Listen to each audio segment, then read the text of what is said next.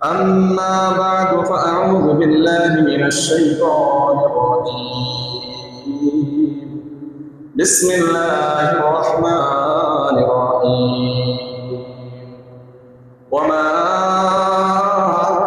أرسلناك إلا رحمة للعالمين وقال الله تعالى في كلامه المجيد ربنا وابعث فيهم رسولا منهم يتلو عليهم آياتك ويعلمهم الكتاب والحكمة ويزكيهم إنك أنت العزيز الحكيم قال النبي صلى الله عليه وسلم إن الله اصطفى كنانة من ولد إسماعيل واصطفى قريشا من كنانة واصطفى بني هاشم من قريش واصطفاني من بني هاشم أو كما قال عليه الصلاة والسلام سبحانك لا علم لنا إلا ما علمتنا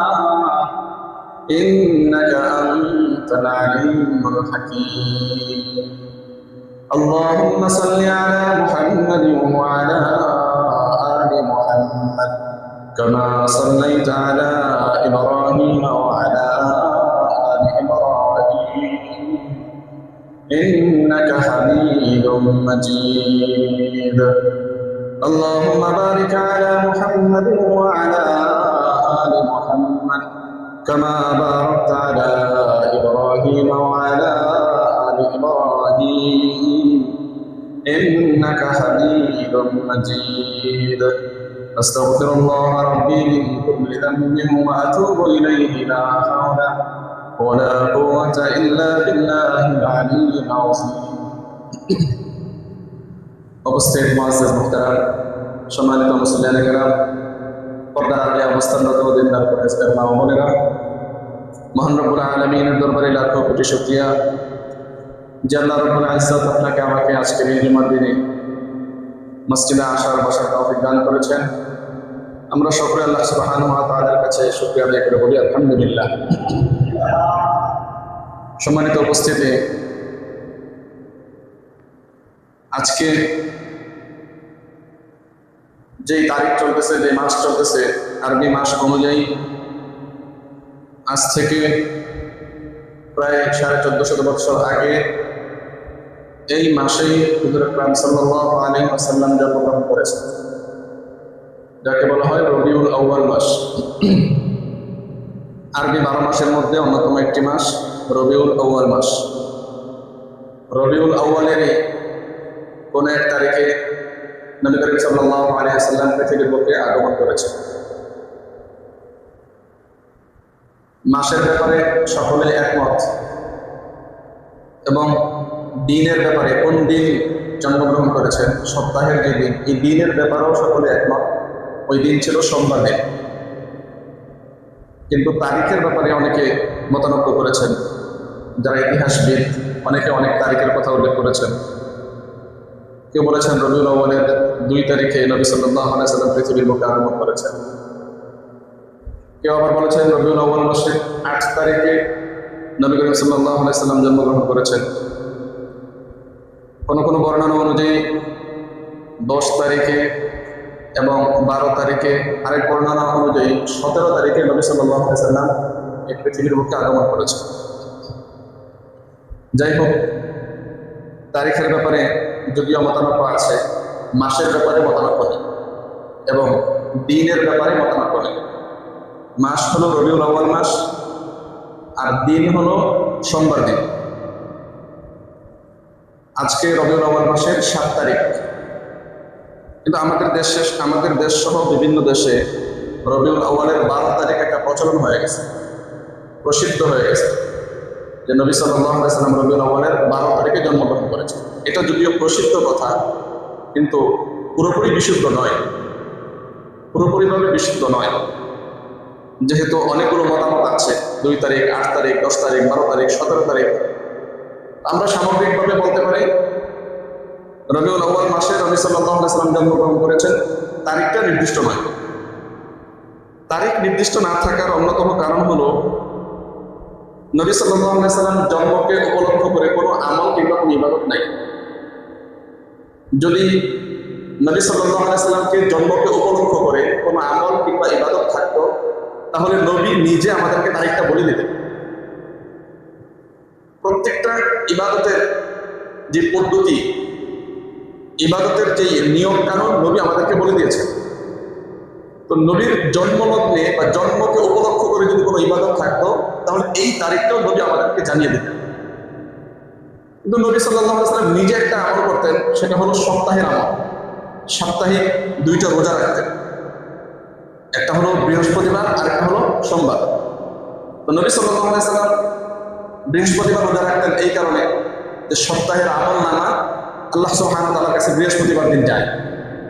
আমার মনে চায় এমন একদিন আমার আমল নামা আল্লাহ তাআলার দরবারে উঠুক যেদিন আমি রোজা রাখি। এই জন্য নবী সাল্লাল্লাহু আলাইহি সাল্লাম বৃহস্পতিবার রোজা রাখতেন। সোমবার দিন রোজা রাখতেন।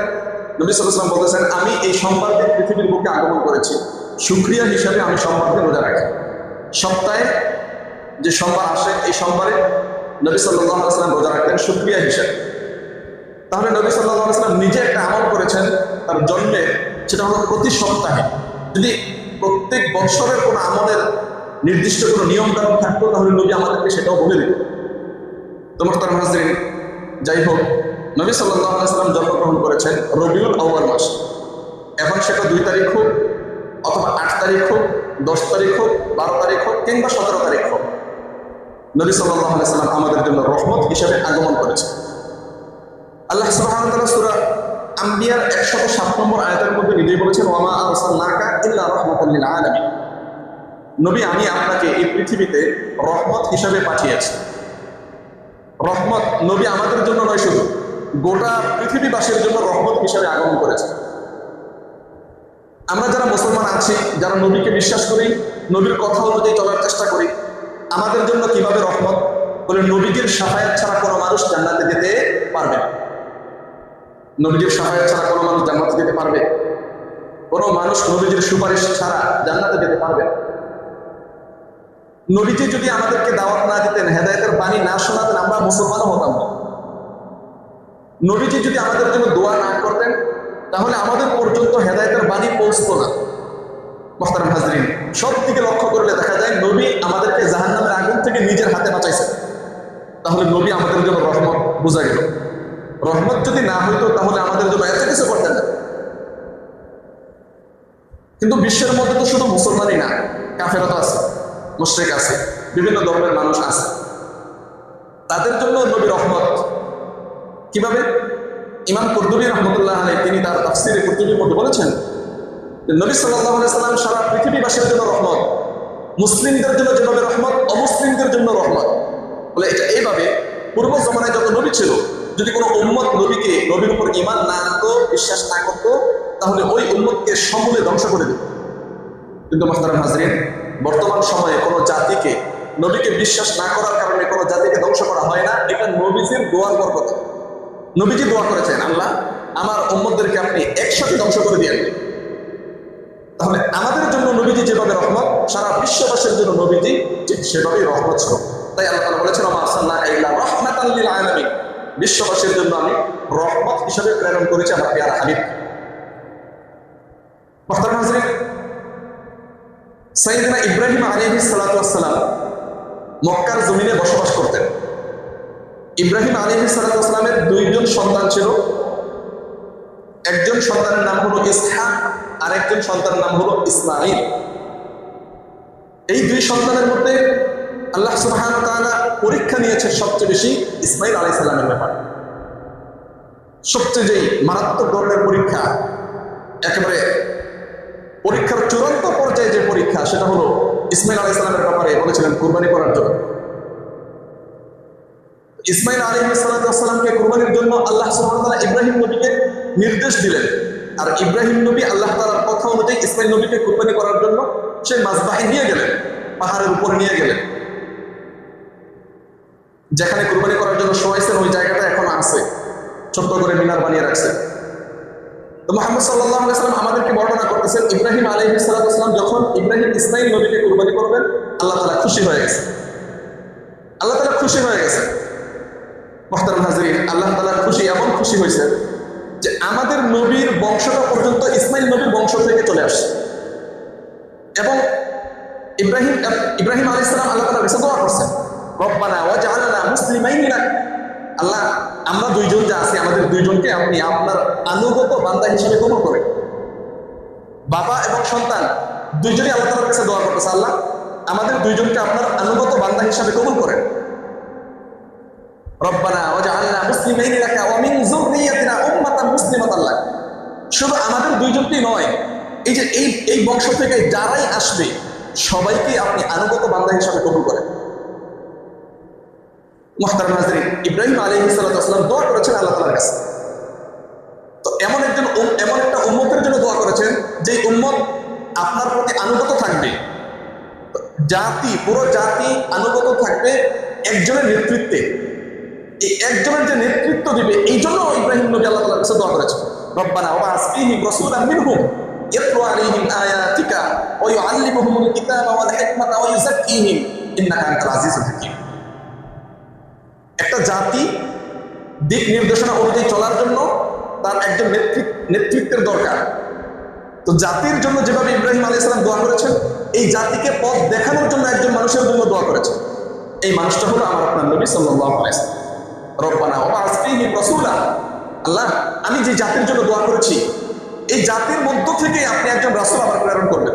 ওয়াবআস ফীহিম রাসূলান মিনহুম ইয়াতলু আলাইহিম আয়াতিক, যেই রাসূল তার উম্মতদেরকে তিলাওয়াত করে শোনাবে, ওয়া ইউআল্লিমুহুমুল কিতাবা ওয়াল হিকমা, তার কিতাবকে শিক্ষা দেবে এবং হিকমত প্রজ্ঞা বিভিন্ন বিষয়ে তাদেরকে হাদিস শিক্ষা দেবে, ওয়া ইউযাক্কিহিম এবং তাদের অন্তরকে পরিশুদ্ধ করবে। এই দোয়াগুলো করেছেন আমাদের নবী মুহাম্মদ সাল্লাল্লাহু আলাইহি ওয়াসাল্লাম। কে দোয়া করেছেন? ইব্রাহিম নবী। দোয়া করছেন কে ভাই? ইব্রাহিম নবী। সাথে ছিল তার সন্তান ইসমাইল আলাইহিস সালাম। এই ইসমাইল আলাইহিস সালামকে নিয়ে ইব্রাহিম নবী দোয়া করেছেন। আমাদের নবীর জন্য দোয়া করেছেন এবং এই উম্মতের জন্য দোয়া করেছেন। দোয়ার বরকত হিসেবে আল্লাহ সুবহানাহু ওয়া তাআলা আমাদের নবীকে ইসমাইলের বংশের মধ্যে পাঠাইছেন। আর এই পৃথিবীর মধ্যে যত বংশ ছিল সবচেয়ে উন্নত মানের বংশ হলো ইব্রাহিম নবীর বংশ। ইব্রাহিম নবীর যে সন্তান ইসমাইল আলাইহিস সালাম, এই ইসমাইল আলাইহিস সালামের বংশ হলো সবার উপরের বংশ। ইব্রাহিম নবীর আরো একজন সন্তান আছে ইসহাক। ওই ইসহাক আলাইহিস সালাম থেকে বনি ইসরাইলের বংশ আসছে। আর সাইয়েদনা ইসমাইল আলাইহিস সালাম থেকে আমাদের নবীর যে কুরাইশ বংশ আমরা বলি, এই কুরাইশ বংশ আসছে। এই বংশের মধ্যে আরেকজনের নাম ছিল হাশিম, তার অপর নাম ছিল আমর। তার মূল নামই ছিল আমর, কিন্তু মানুষ তাকে হাশিম বলে ডাকে। হাশিম শব্দের অর্থ হলো মানুষকে বন্টন করে দেওয়া, মানুষের মাঝে যে কোনো জিনিস বন্টন করে দেওয়া। হাশিম তাহলে কিভাবে, আমর থেকে হাশিম নামে কিভাবে চলে আসলো? বলে মানুষ যখন নাকি মক্কায় হজ করার জন্য আসতো, মক্কার হজ তো আদিকাল থেকে আসছে। আমাদের নবী সাল্লাল্লাহু আলাইহি ওয়াসাল্লামের কাছ থেকে, আমাদের নবী সাল্লাল্লাহু আলাইহি ওয়াসাল্লামের জমানা থেকে যে হজ, বিষয়টা তা নয়। ইন্না আউয়ালা বাইতি উদিআ লিন-নাসি লাল্লাযী বিবাক্কাতা মুবারাকা ওয়া হুদাল লিল আলামিন। মক্কার আগের নাম ছিল বাক্কা। এই বাক্কায় সর্বপ্রথম আল্লাহ সুবহানাহু ওয়া তাআলার নির্দেশে গড় নির্মাণ হয়। আর ওই সময় থেকেই এই গড়কে চতুর্দিক থেকে প্রদক্ষিণ করে। তো এই গড়কে যারা প্রদক্ষিণ করার জন্য আসে কিংবা যায় তাদেরকে হাজী সাহেব বলা হয়। তো হাজী সাহেবের পেটের ক্ষুধা নিবারণের জন্য তাদেরকে রুটি বন্টন করে দিতেন এই আমর। নবী সাল্লাল্লাহু আলাইহি সাল্লামের দাদার বাবা কি বলা হয়? পরদাদা। দাদার বাবাকে বড় আব্বা বলি না আমরা, পরদাদা। তার নাম ছিল আমর। যারা আসতো হাজী সাহেব তাদেরকে রুটি খাওয়াইতো, রুটি বন্টন করে দিত।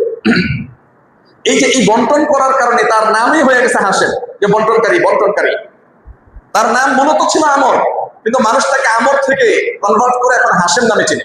এই হাশিমের সন্তান হলো আব্দুল মুত্তালিব। আব্দুল মুত্তালিবের সন্তান হলো আব্দুল্লাহ, আর আব্দুল্লাহর সন্তান হলো আমাদের নবী সাল্লাল্লাহু আলাইহি ওয়াসাল্লাম। তাহলে একটু বংশটা আমরা দেখি। নবী সাল্লাল্লাহু আলাইহি ওয়াসাল্লামের জন্য ইব্রাহিম আলাইহিস সালাম দোয়া করেছেন, ইসমাইল নবীকে নিয়ে দোয়া করেছেন। এই জন্য ইসমাইল নবীর বংশধর থেকে আমাদের নবী আসছে। তো ইসমাইল নবীর সন্তান থেকে তো বংশ একটা যায় না, আরো অনেকগুলো বংশ ছড়াইছে। সবচেয়ে উত্তম যে সন্তান ছিল সেটা হলো কিনানা। এই কিনানারও একজন সন্তান না, তার কাছ থেকে আরো সন্তান ছড়াইছে। এই কিনানার বংশে ছিল একজন কুরাইশও একজন না, এই কুরাইশের সাথে আরো অনেকগুলো ছিল। কুরাইশের মধ্য থেকে আবার একজন সন্তান ছিল আমর, যাকে আমরা হাশিম নামে চিনি। এই হাশিম তিনি ছিল সর্বোত্তম। হাশিম থেকে আবার ছড়াইছে। এই হাশিম থেকে সবার উত্তম ছিল আব্দুল মুতালিব। আব্দুল মুতালিবের সন্তান ছিল আব্দুল্লাহ, আব্দুল্লাহর সন্তান হলো মুহাম্মদ সাল্লাল্লাহু আলাইহি ওয়াসাল্লাম। মুহতারাম হাজরিন, আমার বলা উদ্দেশ্য হলো আমাদের নবী রহমত আমাদের জন্য, যেহেতু আমাদের জন্য নবীর রহমত, এই রহমতের মানুষটার বংশ থাকবে রহমতের বংশ। বংশটা লক্ষ্য করছেন কিভাবে? সবার উত্তম মানুষ যারা, তাদের গর্বেই নবী সাল্লাল্লাহু আলাইহি ওয়াসাল্লাম, তাদের অবশ্যই নবী সাল্লাল্লাহু আলাইহি ওয়াসাল্লামের জন্ম। সবার উত্তম যারা। মুহতারাম হাজরিন, নবী সাল্লাল্লাহু আলাইহি ওয়াসাল্লামের যখন আগমনের সূচনা লগ্ন হলো, যে আগমন করবেন, ওই বৎসর বড় ধরনের একটা ঘটনা ঘটছে, যাকে বলা হয় আমুল ফিল, হাতির ঘটনা, হাতির বছর। যেই মক্কা শরীফ আপনারা হজ কিংবা ওমরা করার জন্য যান, এই মক্কা শরীফ, এই কাবাগরের সাথে একজন মানুষ হিংসা করছে। ওই মানুষটা বাদশাহ ছিল, তার নাম ছিল আব্রাহা। এই ছিল সেই ইয়ামানের বাদশাহ, ইয়ামানের বাদশাহ আব্রাহা। সে লক্ষ্য করে দেখলো, আমিও বাদশাহ, আমার কত সুন্দর দালান কোঠা আছে, আমার কত সুনাম প্রসিদ্ধ, মানুষ আমার দেশে ঘুরতে আসে না, মানুষ আমার দেশে তাওয়াফ করার জন্য আসে না, সেই কোথায় পাহাড়ের ভূমি, মরুভূমি মক্কায়, সেখানে মানুষ প্রদক্ষিণ করতে যায়, হজ করার জন্য যায়। তার মনের মধ্যে হিংসা জাগে। মুহতারাম হাজরিন, এই হিংসা জাগার কারণে সে একদিন বিশাল বড় বড় হাতি নিয়ে, যাকে বলা হয় হস্তি বাহিনী, হাতি নিয়ে এই কাবাগরকে ভেঙে ফেলার জন্য আসলো। কাবাগর ভাঙার জন্য আসছে। যে আরাফার ময়দান, আরাফার ময়দান থেকে মিনা, আরাফা, মুজদালিফা যে রাস্তা আছে, এই রাস্তা দিয়ে সে আসছিল। মুহতারাম হাজরিন, যখন সে আসতেছে, অনেক ঘটনা। গড় কার? কাবাগর কার? আল্লাহ তাআলা নিজে বলেছেন, ইন্না আউওয়ালা বাইতি উযিআ লিন-নাস লাল্লাযী বিবাক্কাতা মুবারাকা ওয়া হুদাল লিল আলামিন। এই গড়টা হলো মুবারকপূর্ণ একটা গড়, এবং এই গড় থেকে সারা বিশ্বের মধ্যে হুদাল লিল আলামিন, সারা বিশ্বের মধ্যে হেদায়েত পৌঁছে যাবে এই গড় থেকে। এই ঘর ভাঙার জন্য আসছে কোন এক বাদশা। মুহতারাম দোস্ত, আল্লাহ সুবহানাহু ওয়া তাআলা সহ্য হয় নাই, ওই বাদশা সহ, হাতি সহ যারা ছিল সবাইকে আল্লাহ সুবহানাহু ওয়া তাআলা এক পাখির জাকের মাধ্যমে ধ্বংস করে দিয়েছেন। আমরা একটা সূরা পড়ি না, সূরা ফিল।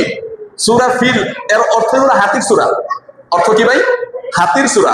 আলাম তারা কাইফা ফাআলা রাব্বুকা বিআসহাবিল ফিল। নবী, আপনি কি দেখেন নাই, যারা হাতি নিয়ে আমার ঘর ধ্বংস করার জন্য আসছিল, তাদের সাথে আমি কেমন ব্যবহার করেছি? ও আরসালা আলাইহিম তায়রান আবাবিল, তাদের কাছে আমি আবাবিল পাখি না, বারবারই প্রত্যেক বছরে আমি এই কথাটা বলি, আবাবিল পাখি বলি, আবাবিল পাখি না। পাখির কোনো নাম কোরআন হাদিসের মধ্যে আসে নাই। শুধু আল্লাহ তাআলা বলছেন, আল্লাহ তাআলা ঝাঁকে ঝাঁকে পাখি পাঠিয়েছেন। আবাবিল শব্দের অর্থ হলো ঝাঁকে ঝাঁকে। ছোট ছোট পাখি উড়ে না, পাখি তো একটা একসাথে উড়ে না, ঝাঁকে ঝাঁকে পাখি উড়ে। তো ঝাঁকে ঝাঁকে পাখির এর অর্থ হলো আবাবিল পাখি। আবাবিল, আবাবিল শব্দের অর্থ হলো ঝাঁকে ঝাঁকে। তো আমি তাদের কাছে ঝাঁকে ঝাঁকে পাখি পাঠিয়েছি। ওয়ারসালা আলাইহিম তায়রান আবাবিল তারমিহিম বিহিজারাতিন মিন সিজ্জিল, পাখির দুই পায়ের মধ্যে এবং ঠোঁটের মধ্যে আমি তিনটা দানা দিছি। এই দানাগুলো বিহিজারাতিন মিন সিজ্জিল, পোড়া মাটির পাথর, পোড়া মাটির পাথর। তো একটা ছোট পাখি তার হাতের মধ্যে, তার পায়ের মধ্যে এবং ঠোঁটের মধ্যে কি পরিমাণ দানা রাখতে পারবে? কতটুকু বড় হতে পারে? আপনার কি মনে হয়? এই কয়েক টনের দানা হবে? সরিষার দানা, কিংবা একেবারে ছোট যে ইটের খোয়া আছে, একেবারে ছোট, এটাই হতে পারে, এর বেশি তো হতে পারে না।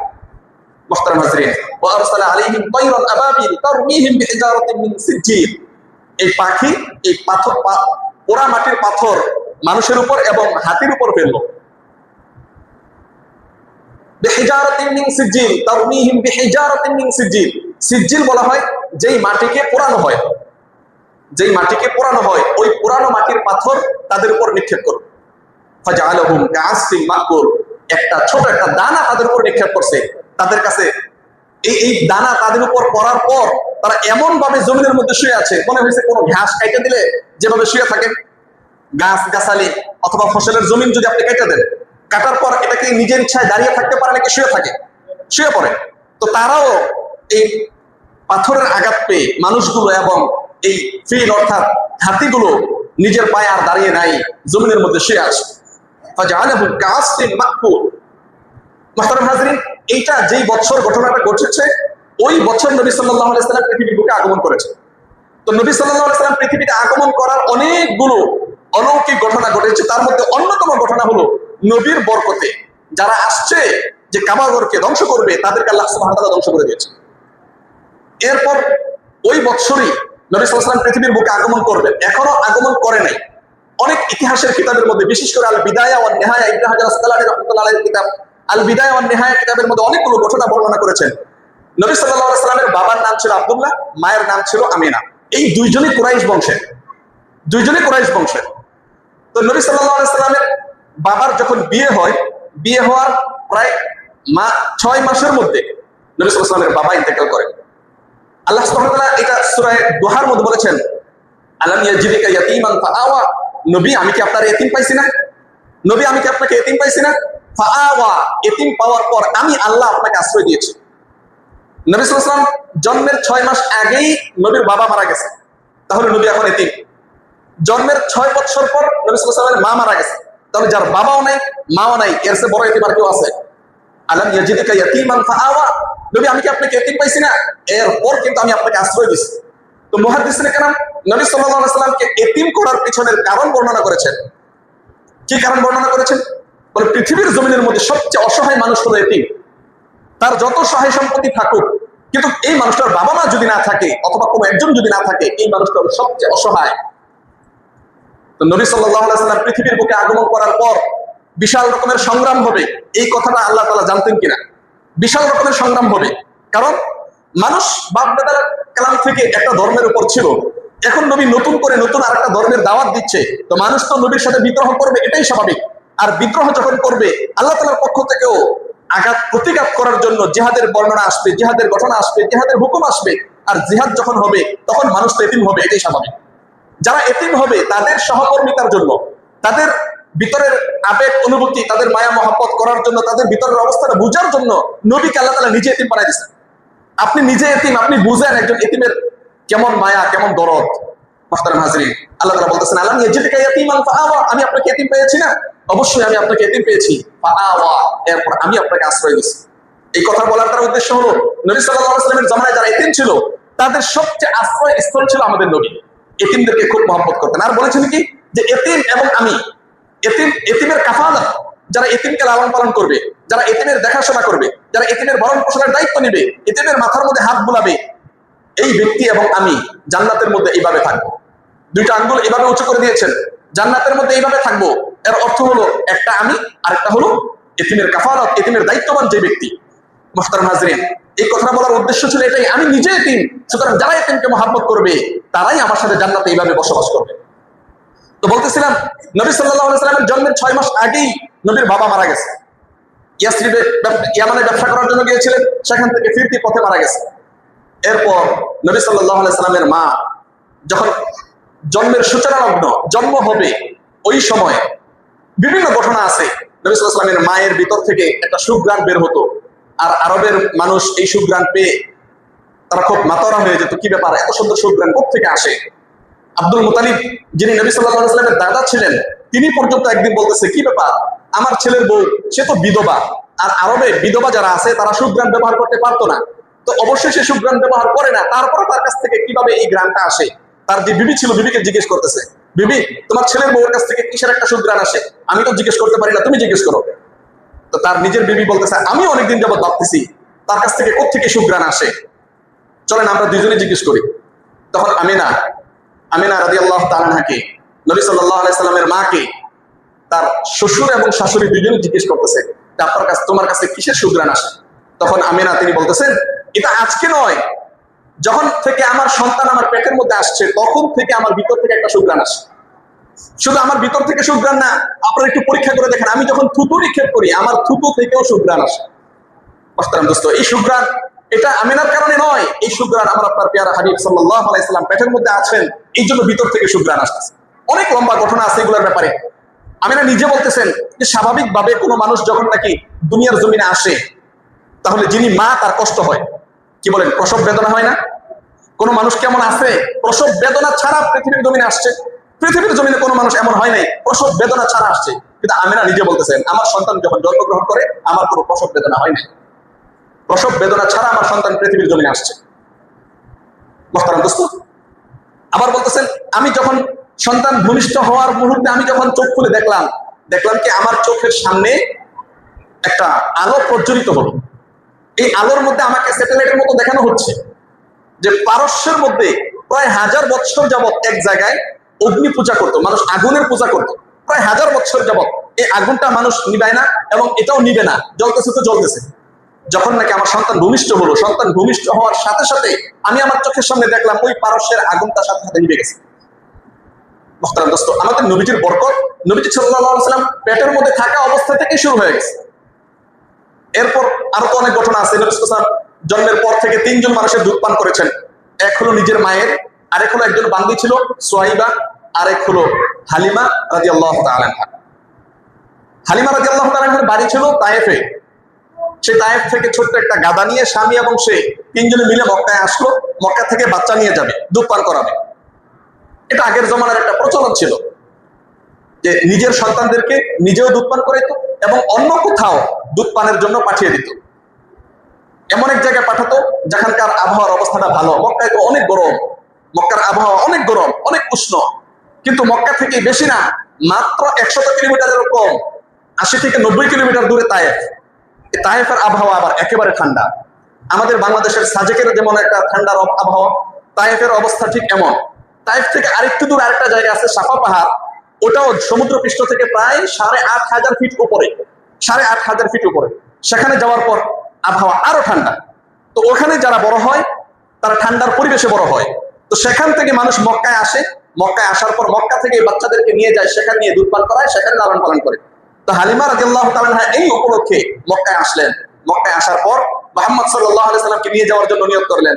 কিন্তু আমাদের নবী তো গরিব ছিল, এই নবীর কাছে আর কেউ আসে না, কারণ সবাই দেখে এই মানুষটাকে নিয়ে গেলে, এই ছেলেটা তো এতিম, তারা নিয়ে গেলে তেমন কোনো পয়সা পাবো না। তো শেষ পর্যন্ত আল্লাহ তাআলা কপালে লিখে রাখছেন হালিমা রাদিয়াল্লাহু তাআলা আনহা নিবেন। আল্লাহ সুবহানাহু ওয়া তাআলার মর্জি অনুযায়ী, আল্লাহ সুবহানাহু ওয়া তাআলার ভাগ্য অনুযায়ী হালিমা রাদিয়াল্লাহু তাআলা আনহা আমাদের নবী সাল্লাল্লাহু আলাইহি সাল্লামকে দুধ পান করানোর জন্য নিয়ে যাচ্ছেন।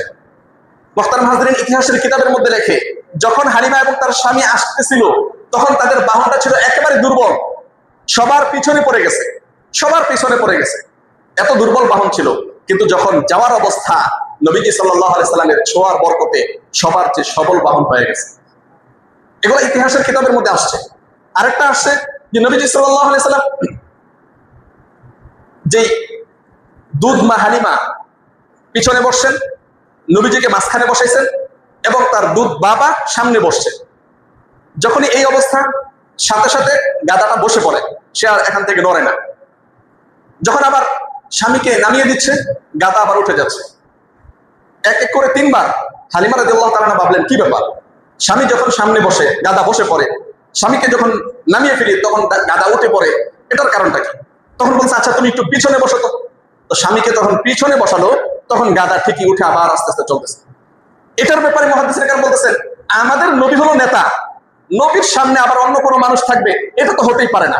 নবী যেহেতু নেতা, নেতা সামনেই থাকে। যখন নবীকে সামনে দেওয়া হলো তখন গাদা ঠিকই চলতেছে। মুহতারাম হাজরিন, এমন অনেক অলৌকিক ঘটনা নবীজি সাল্লাল্লাহু আলাইহি সাল্লামের জন্মের সূচনা লগ্ন থেকে আসছে। ওই যে বলছিলাম শ্বশুর শাশুড়ি তার বউকে জিজ্ঞেস করতেছে তোমার ভিতর থেকে এত সুঘ্রাণ কেন? তখন বলছিল শুধু তাই নয়, আমি যখন মক্কার সেই মরুভূমির মাটির মধ্যে, বালির মধ্যে পা দিই, মরুভূমির বালি কিন্তু অনেক গরম, জুতা ছাড়া হাঁটা মুশকিল, আপনার ফুসকা, পায়ের মধ্যে ফুসকা পড়ে যাবে। যারা আরব দেশে ছিলেন তারা ভালো করে জানেন পায়ের মধ্যে ফুসকা পড়ে যাবে। কিন্তু আমি যখন হাঁটি তখন আমার পায়ের কোনো রকমের জুতা লাগে না, মাটি আমার জন্য, বালি আমার জন্য এমনিতেই ঠান্ডা হয়ে যায়। শুধু তাই নয়, উপরে তো সূর্যের তাপ প্রায় একেবারে 50 থেকে 55 ডিগ্রি সেলসিয়াসের সূর্যের তাপ। আমাদের উপরে বাংলাদেশের সূর্যের তাপ 30 থেকে 32 ডিগ্রি সেলসিয়াস, তাই আমরা ছাতা ব্যবহার করি। তাহলে 50 থেকে 55 ডিগ্রি সেলসিয়াসের সূর্যের তাপ যদি হয় তাহলে তাদের অবস্থাটা কি হবে? আমিনা তিনি বলতেছেন আমি যখন বাহিরে বের হই, কোত্থেকে জানি দেখি আমার মাথার উপর একটা মেঘ আমাকে ছায়া দিচ্ছে। মুহতারাম হাজরিন, এমন অলৌকিক ঘটনা। তো হালিমা রাদিয়াল্লাহু তাআলা আনহা যখন নাকি নবীজি সাল্লাল্লাহু আলাইহি সাল্লামকে নিয়ে যাচ্ছিলেন তার বাড়িতে তায়েফে, নেওয়ার পর, সেখানে যাওয়ার পর সবচেয়ে উল্লেখযোগ্য, সবচেয়ে প্রসিদ্ধ যে ঘটনাটা ঘটেছে সেটা হলো কোনো একদিন সন্তান আস্তে আস্তে বড় হচ্ছে, আস্তে আস্তে বড় হচ্ছে, 2.5 থেকে 3 বছরের মতো হয়ে গেছে। কোনো একদিন তার দুধ ভাইয়ের সাথে বকরি চড়ানোর জন্য মাঠে গেছে। বকরি চড়ানোর জন্য যখন মাঠে গেল, যাওয়ার পর 2 ভাই মিলে বকরি চড়াইতেছে, হঠাৎ করে কোত্থেকে একজন সাদা পোশাকধারী লোক আসলো। আসার পর আমাদের নবী সাল্লাল্লাহু আলাইহি সাল্লামকে নিয়ে গেলেন। পাথরের একটি আড়ালে নেওয়ার পর নবী সাল্লাল্লাহু আলাইহি সাল্লামের সিনা মোবারক এভাবে সিনা মোবারক এভাবে অপারেশনের মতো সিনা মোবারক করা হয়েছে। ভিতর থেকে কি যেন একটা জিনিস বের করলো, বের করার পর আবার দ্রুত করলো, দ্রুত করার পর আবার ভিতরে দিয়ে বাস নবী সাল্লাল্লাহু আলাইহি সাল্লামকে উঠাই দিল। এই অবস্থাটা তার ওই যে দুধ ভাই, এই দুধ ভাই দেখছে। দেখার পর দৌড়ে মার কাছে গেছে। মার কাছে যাওয়ার পর ঘটনা যখন এইভাবে বর্ণনা করছে, হালিমা রাদিয়াল্লাহু তাআলা আনহা ভয় পেয়ে গেছে যে আল্লাহ জানে এটা কি অবস্থা, আমি এই সন্তানকে আর পালবো না, এই সন্তানকে তার মায়ের কাছে ফেরত দিয়ে আসে। তো সন্তানকে মায়ের কাছে ফেরত দিয়ে আসে। মুহতারাম হাজরিন, এই ঘটনাটা নবী সাল্লাল্লাহু আলাইহি সাল্লামের যখন বয়স 2.5 থেকে 3 বছর, তখনই এমন ঘটনা ঘটেছে। এর কারণটা কি? এর কারণ হলো নবীজি সাল্লাল্লাহু আলাইহি সাল্লাম যখন ছোট বয়স, শিশু সুলভ যে সমস্ত আচরণ, শিশু সুলভ আচরণ কি হয়? একটু দুষ্টুমি করে, তারপরে মুখ দিয়ে যার কাছ থেকে যা শোনে তাই বলে। এখন এই কথাটা ভালো হোক অথবা মন্দ হোক, এবং তারা যা দেখে, ভালো মন্দ হোক যাই হোক, অপরের কাছে সেই জিনিসটা বলে দেয়, এটাই স্বাভাবিক। নবীজি সাল্লাল্লাহু আলাইহি সাল্লামের কাছ থেকে যেন এমন কোন আচরণ না হয়, নবীজি সাল্লাল্লাহু আলাইহি সাল্লামের মুখ দিয়ে যেন কোন রকমের কটূক্তি কথা কিংবা গালিবাচক কোন রকমের কথা বের না হয়, এই জন্য নবী সাল্লাল্লাহু আলাইহি সাল্লামের ভিতরটা আল্লাহ সুবহানাহু ওয়া তাআলা পরিবর্তন করে দিয়েছেন। একে বলা হয় সিনা সাক, যাকে আমরা এখন বর্তমানে কি বলে, ওপেন হার্ট সার্জারি বলে না, ভিতর থেকে সবকিছু বের করে তারপর আবার সার্জারি করে। এটা নবী সাল্লাল্লাহু আলাইহি সাল্লামের কুদরতের মাধ্যমে হয়েছে। ভিতর থেকে শিশু সুলভ যত আচরণ আছে সমস্ত জিনিস আল্লাহ সুবহানাহু ওয়া তাআলা বের করে দিয়েছেন। তো এই সন্তানকে আবার আমিনার কাছে ফিরিয়ে দেওয়া হলো। মুহতারাম দোস্ত, আস্তে আস্তে আস্তে আস্তে নবী সাল্লাল্লাহু আলাইহি ওয়াসাল্লাম বড় হচ্ছেন।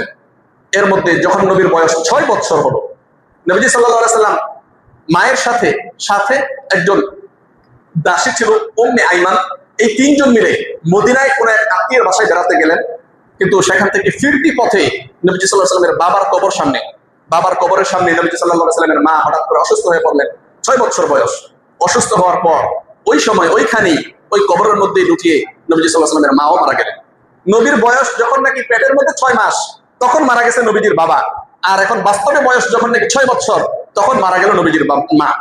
তাহলে নবীজি পুরাই ইতিম হয়ে গেলেন। এই কথাটা আল্লাহ তাআলা বলছেন, আলাম ইয়াজিদকা ইয়াতীমান ফাআওয়া, আমি কি আপনাকে ইতিম পেয়েছি না, তখন আমি আপনাকে আশ্রয় দিয়েছি। এটা বলার উদ্দেশ্য হলো, দীর্ঘকাল চলে গেছে, নবীর কাছে ওহী আসে না। মুশরিকরা নবীজিকে বিভিন্ন ভাবে কটূক্তি করতেছে, কই আপনি না আল্লাহ তাআলার কাছ থেকে বলে কি বাণী পান? এতদিন হয়ে গেছে আপনি, এখন আপনার কাছে আল্লাহ কোনো কথা পাঠায় নাই, দীর্ঘকাল হয়ে গেছে। তো নবীজি সাল্লাল্লাহু আলাইহি সাল্লাম খুব পেরেশান হয়ে গেলেন। অবস্থাটা এমন, এটা অনেকে এইভাবে বলেছে, নবীজি সাল্লাল্লাহু আলাইহি সাল্লাম পাহাড়ের মধ্যে পর্যন্ত দাঁড়াইছেন, মানে অবস্থাটা এমন, পাহাড়ের চূড়ার মধ্যে দাঁড়িয়ে আছেন। তার কারণ হলো একাকিত্ব অনুভব করতেছেন। কারণ মানুষ বিভিন্ন কথা বলে, এতদিন ওহী আসতেছিল, এখন হঠাৎ করে ওহী বন্ধ হয়ে গেছে। তার কারণটা কি? এই পেরেশানিতে নবী সাল্লাল্লাহু আলাইহি সাল্লাম পাহাড়ের চূড়ার মধ্যে গেছেন। অন্যরা যারা আছে তারা ভয় পেয়ে গেছে, না জানি কি হয়ে যায়।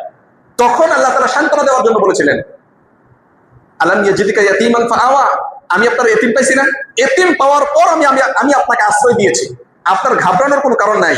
ওহী আমি আপনাকে নাজিল করেছি, আবার ওহী আপনার উপর আমি নাজিল করব। মুহতারাম হাজরিন, বলছিলাম 6 বছর বয়সে নবী সাল্লাল্লাহু আলাইহি ওয়াসাল্লামের মা মারা গেছে। এরপর এই নবী আমাদের নবীর যে দাদা আব্দুল মুত্তালিব, তার কাছে লালিত পালিত হচ্ছিলেন। আব্দুল মুত্তালিব, নবীজি সাল্লাল্লাহু আলাইহি ওয়াসাল্লামের বয়স যখন নাকি 8 বছর বয়সে নবীজির দাদাও মারা গেলেন। তাহলে এখন দেখেন অবস্থাটা কি, বাবা নাই, মা নাই, যার কাছে শেষ আশ্রয় দাদা পর্যন্ত মারা গেল 8 বছর বয়সে। এরপর নবীজি সাল্লাল্লাহু আলাইহি ওয়াসাল্লামের দেখাশোনার দায়িত্ব ছিল নবীজির যে চাচা আবু তালিব, নবীজি সাল্লাল্লাহু আলাইহি ওয়াসাল্লামকে দেখাশোনার দায়িত্ব ছিলেন। তো মোট কথা বলতেছিলাম, নবী সাল্লাল্লাহু আলাইহি ওয়াসাল্লাম জন্মের সূচনা লগ্ন থেকেই যে সমস্ত অলৌকিক ঘটনাগুলো ঘটেছে, এই ঘটনা একেবারে শুধুমাত্র আমাদের নবীজির জন্মকে উপলক্ষ করেই ঘটনাগুলো ঘটেছে। ইতিহাসে এমন আর কোনো ঘটনা, অন্য কোনো মানুষের বেলায় এমন আর কোনো ঘটনা ঘটে নাই। তার কারণ হলো, ওয়া মা আরসালনাকা ইল্লা রাহমাতাল লিল আলামিন, নবী আমি আপনাকে বিশ্ববাসীর জন্য রহমত হিসেবে পাঠিয়েছি। আর ইব্রাহিম নবী আমাদের এই নবীর জন্যই দোয়া করেছেন, রব্বানা ওয়াবআস ফীহিম রাসূলান মিনহুম, আমি যে জাতির জন্য দোয়া করলাম, এই জাতিকে পথ দেখাবে, এই পথ দেখানোর জন্য একজন মানুষ আপনি পাঠান। ওয়াবআস ফীহিম রাসূলান মিনহুম, এমন একজন রাসূল আপনি প্রেরণ করেন, ইয়াতলু আলাইহিম আয়াতিকা, যে রাসূল তার উম্মতদেরকে আয়াত তেলাওয়াত করে শোনাবে। ওয়া ইউআল্লিমুহুমুল কিতাবা, যে কিতাব আপনি রাসূলের কাছে প্রেরণ করবেন, ওই কিতাব মানুষদেরকে শিক্ষা দিবে। ওয়াল হিকমাতা, মানুষদেরকে প্রজ্ঞা, জ্ঞান, বিজ্ঞান, মানুষদেরকে তাদের কৌশল ইত্যাদি সমস্ত জিনিস শিক্ষা দিবে। ওয়া ইউযাক্কিহিম, এবং মানুষের আত্মাকে শুদ্ধ করবে, এমন একজন মানুষ পাঠান। মুহতারাম হাজরিন, ইব্রাহিম আলাইহিস সালামের দোয়া, ইসমাইল নবীর সাথে আমিন, সবকিছু মিলিয়ে আল্লাহ সুবহানাহু ওয়া তাআলা দোয়া কবুল করেছেন। দোয়া তো কবুল করবেনই, কারণ আমাদের নবী যে আসবে এটা তো ইব্রাহিম নবীর আগে থেকে ফয়সালা। আমাদের নবী যে আসবে এটা তো ইব্রাহিম নবী কেন, পৃথিবীর বুকের মধ্যে সর্বপ্রথম যিনি মানুষ আদম আলাইহিস সালাম, তার আগেই ফয়সালা। এক হাদিসের মধ্যে আসছে, সর্বপ্রথম এই পৃথিবীর মধ্যে, পৃথিবী সৃষ্টি করার আগেও সর্বপ্রথম আল্লাহ সুবহানাহু ওয়া তাআলা আমাদের নবীর নূরকে সৃষ্টি করেছেন। আউয়ালু মা খালাকাল্লাহু নূরি, সর্বপ্রথম নবীর নূরকে সৃষ্টি করেছেন।